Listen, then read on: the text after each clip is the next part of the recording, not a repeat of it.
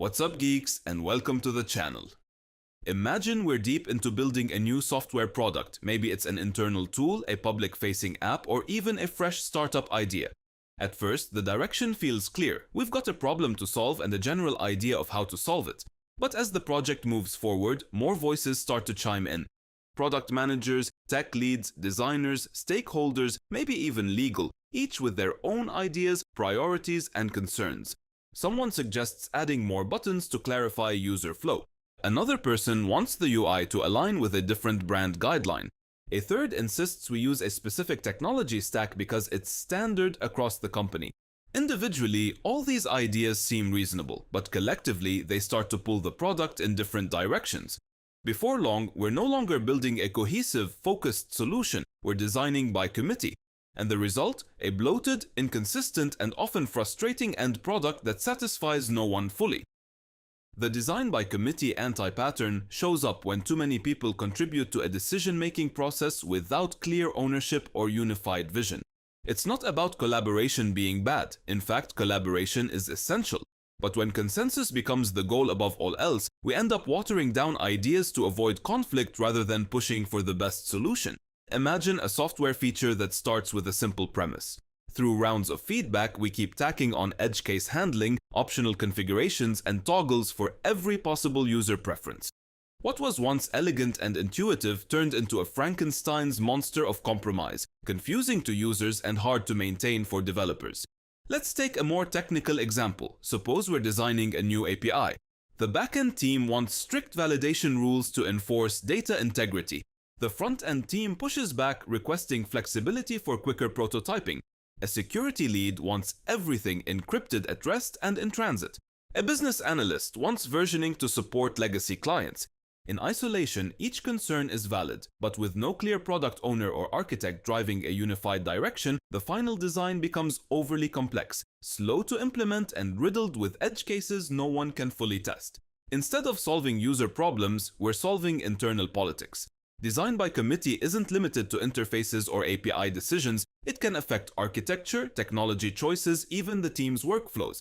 Let's say a development team wants to use a new framework and the latest tech stack for building a high-performing frontend. But one stakeholder insists on sticking to legacy tech because it's what we've always used. Another stakeholder raises concerns about onboarding time. A third brings up licensing and legal implications. Rather than making a strategic decision based on project goals, performance needs, and developer experience, we end up defaulting to the least controversial option. And just like that, innovation takes a backseat to indecision. So, why do teams fall into this trap? One major reason is fear of conflict.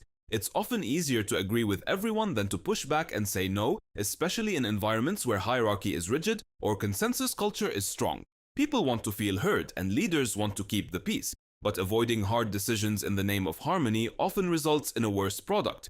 Another reason is unclear roles. When ownership is vague, when no one person or team is empowered to make final calls, decision-making becomes diffused. Everyone contributes a piece, but no one ensures the puzzle actually fits together. The result is incoherence disguised as inclusivity.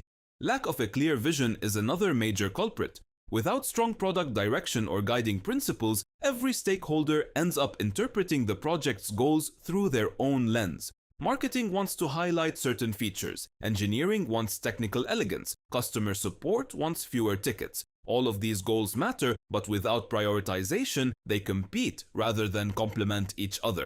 The consequences of design by committee can be brutal.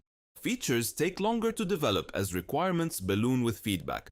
Code becomes harder to test and maintain because it's full of optional paths, conditionals, and edge cases that were added to appease different stakeholders.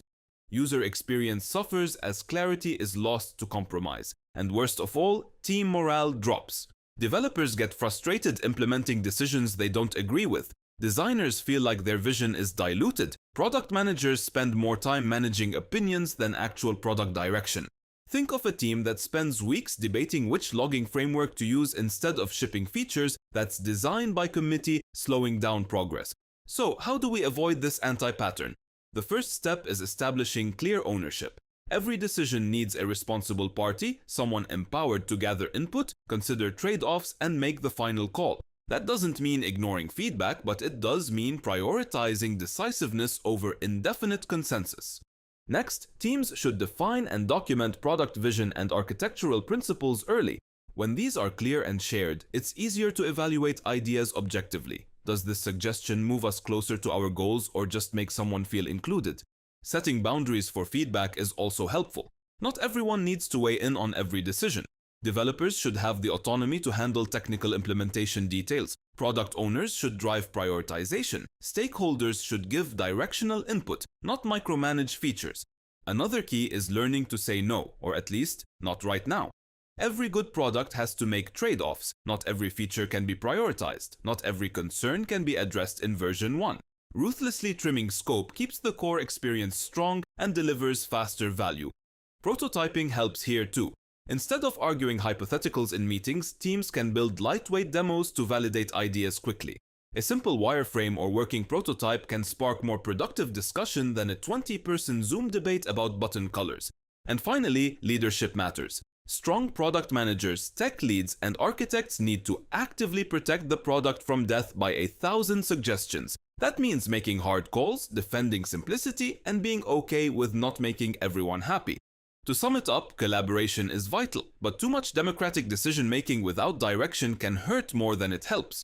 Design by committee leads to complexity, confusion, and delayed progress. The antidote is clear vision, strong ownership, decisive leadership, and willingness to prioritize product quality over universal agreement. So, the next time you're in a room where everyone's trying to weigh in, ask yourself, are we making this better or are we just designing by committee? And that's it for this video. I hope it was helpful. If you learned something new today, hitting the like button and subscribing really helps the channel out. Thanks for watching, take care, and I'll see you in the next one.